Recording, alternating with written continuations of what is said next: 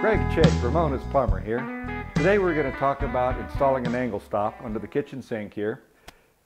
Most angle stops are the shut-off valves under the sink that you use to shut off the water to the faucet. In this particular case today, we're going to put on a double shut-off valve, one for the water filter and one for the kitchen sink faucet right there. We're going to change these shut-off valve, this one right here. This is the cold on the right, and this is the hot on the left.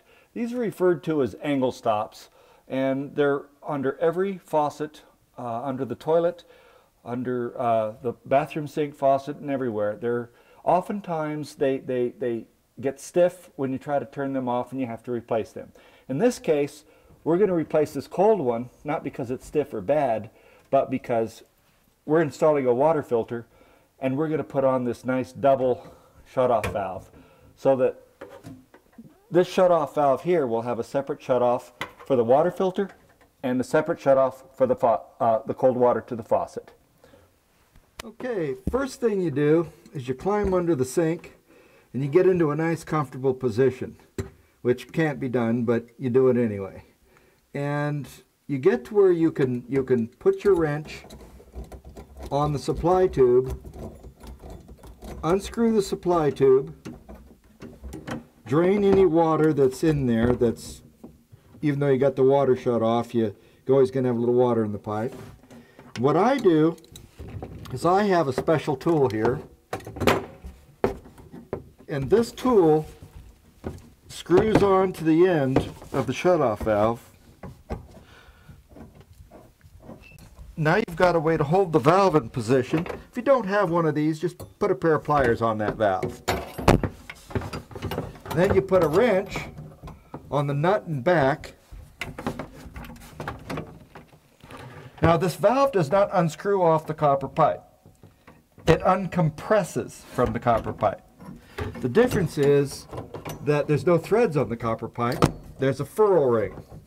And that ferrule ring is held in place by this ferrule nut. I'll show you in a second. There's the valve, and it's not really corroded because it's not that old, but there's the valve. Here is the ferrule ring on the copper and the ferrule nut behind it. If you're lucky, you pull the ferrule nut off with a pair of pliers. We got lucky. There is a ferrule retriever, which is used to pull these ferrules off. So we got lucky. The ferrule came off with pliers. If it jams on there and it won't come off, just cut, if you have enough copper tubes sticking out, just cut the ferrule ring off and go back on the new copper to put your new fitting on. Now we're going to put on this double shut-off. What I'm going to do is make sure my copper is smooth, no burrs. Slide the compression fitting on.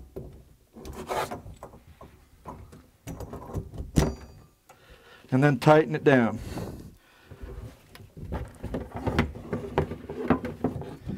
In this case,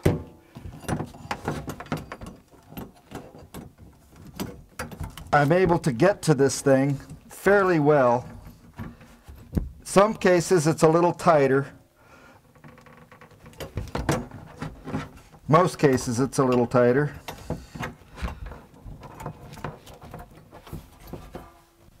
And what you want to do is tighten this down where it's in the position that you want it to be. I'm going to put it so that the shut-off valve to the faucet is aiming up, and the shut-off valve discharge for the water filter is aiming down.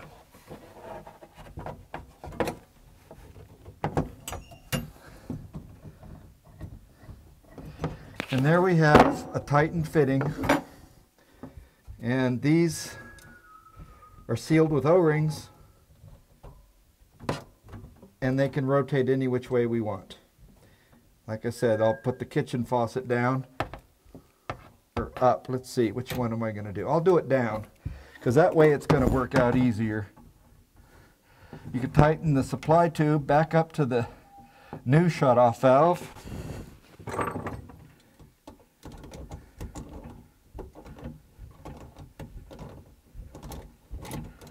Now I'm using the braided supply tubes here with the compression nuts permanently fixed to the end of them. That's generally the way to go these days. There's the old way, but you may see that in taking off an old supply tube where it's just a solid copper tube coming here, a ferrule nut and a ferrule ring, in which case you can't reuse that joint. You have to cut off the previous ferrule ring and damaged copper that went into the shutoff valve and start with a fresh piece of copper. And then, or use one of these. And that's in the off position. That's in the off position. And we're good to go with new double stop. Thanks for watching. Can you do it? Yes, you can. And I can help. DIYplumbingadvice.com. And last, a toast to clean water, doing it yourself. Thank you.